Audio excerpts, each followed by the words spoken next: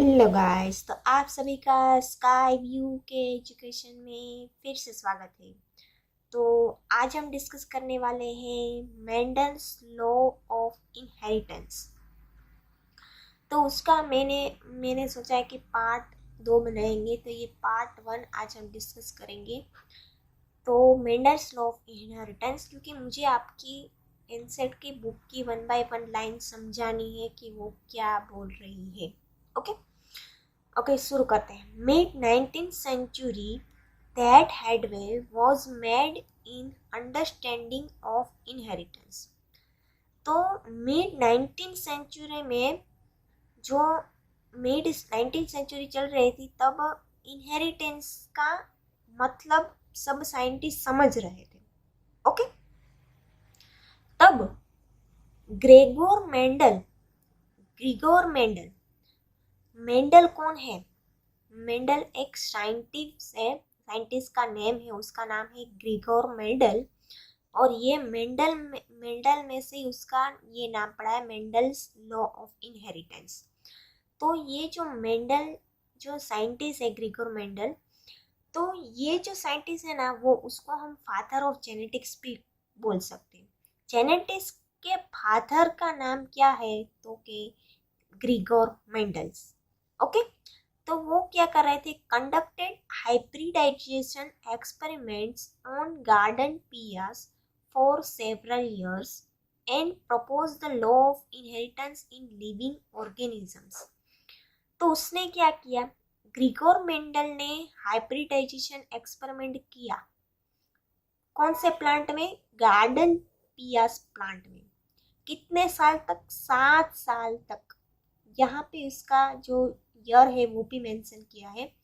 तो 7 साल तक उसने ये एक्सपेरिमेंट किया, पी प्लांट्स में ही उसका हाइब्रिडाइजेशन करवाया, और उसने प्रपोज्ड किया law of inheritance in living organism.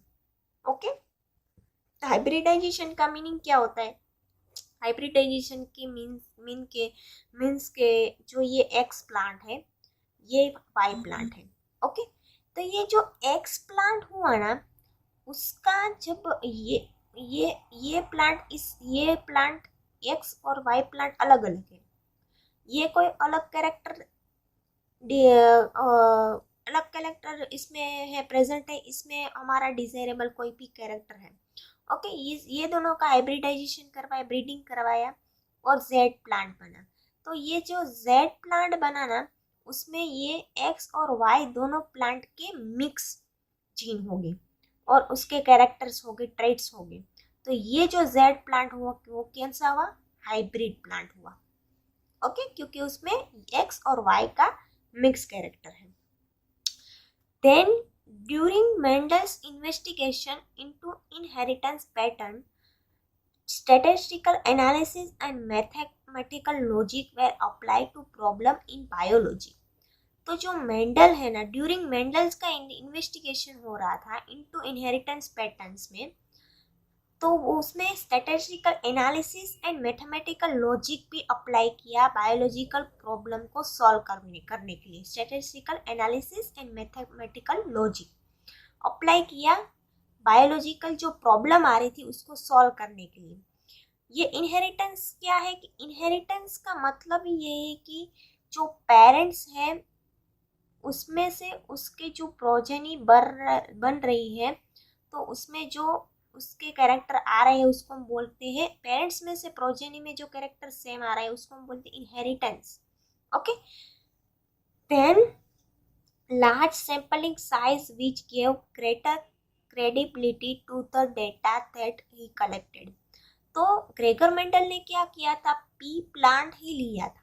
Plant जो है वो एक ही प्लांट में, पर उसने अलग अलग पिया प्लांट लिए थे। उसके कोई प्लांट टोल था, कोई प्लांट स्मॉल था, कोई सीड का कलर येलो था, कोई सीड का कलर वाइट था। तो ऐसे सीड के अलग अलग डिफरेंसेस, पॉड का कलर वो अलग अलग लिया। उसने बहुत सारे एक्सपेरिमेंट किए, लार्ज सैंपलिंग साइज ली, और फिर उसने एकदम बिलीवेबल रिलायबिलिटी से डेटा दिया। Okay, he collected. Then the confirmation of his inference from experiment on successive generation of his test plant prove that his results point to general rules of inheritance rather than being unsubstantiated ideas.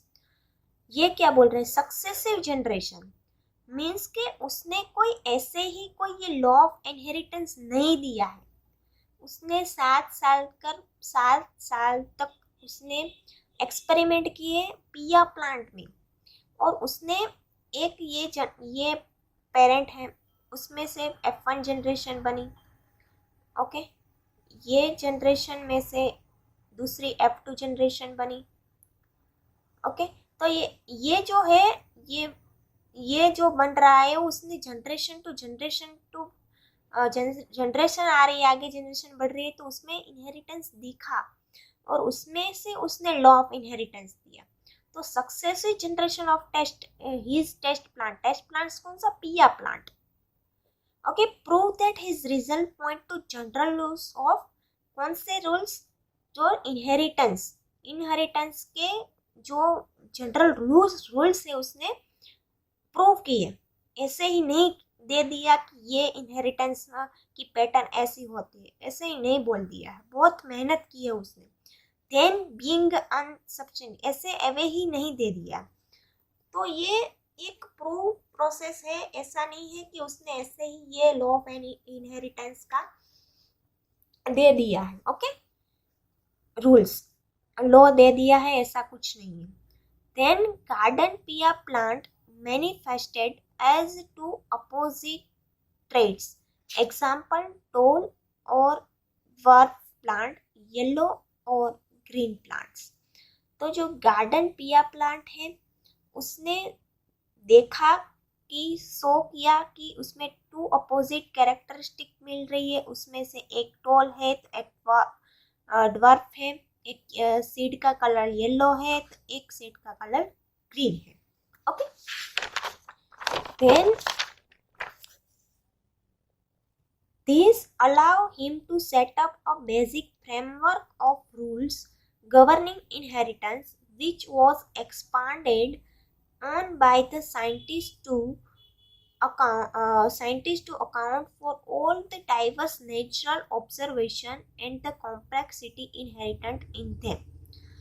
Means कि उसने जो ये basic framework तो दे दिया inheritance का, this allow him to set up a basic framework of rules governing inheritance, okay. तो ये basic जो फ्रेमवर्क है उसने दिया जो इनहेरिटेंस का था वो, but which was expanded on by later scientist, उसको एक्सपांड किया आगे इनहेरिटेंस की पैटर्न को और भी जानने की ट्राई की उसके बाद के साइंटिस्ट लोगों ने, to account for all diverse natural observation, diverse अलग अलग इनहेरिटेंस का डाइवर्स नेचुरल ऑब्जर्वेशन भी दिखा, and the complexity inheritance in them, तो उसमें जो कॉम्प्लेक्सिटी आ रही थी इनहेरिटेंस की पैटर्न में वो भी दिखी, ओके।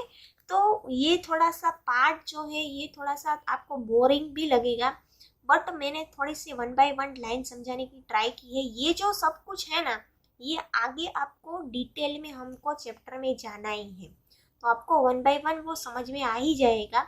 सो आप ये थोड़ा सा लेक्चर इसीलिए मैंने 2 पार्ट में बताया। अगर आपको ये वीडियो लेक्चर में अभी भी कोई भी क्वेरी हो तो प्लीज़ मुझे कमेंट बॉक्स में बता दीजिएगा, और आपको ये वीडियो लेक्चर अच्छी लगी है तो प्लीज़ इसको लाइक शेयर और सब्सक्राइब कर दीजिएगा और अपने दोस्तों के साथ शेयर भी कीजिएगा।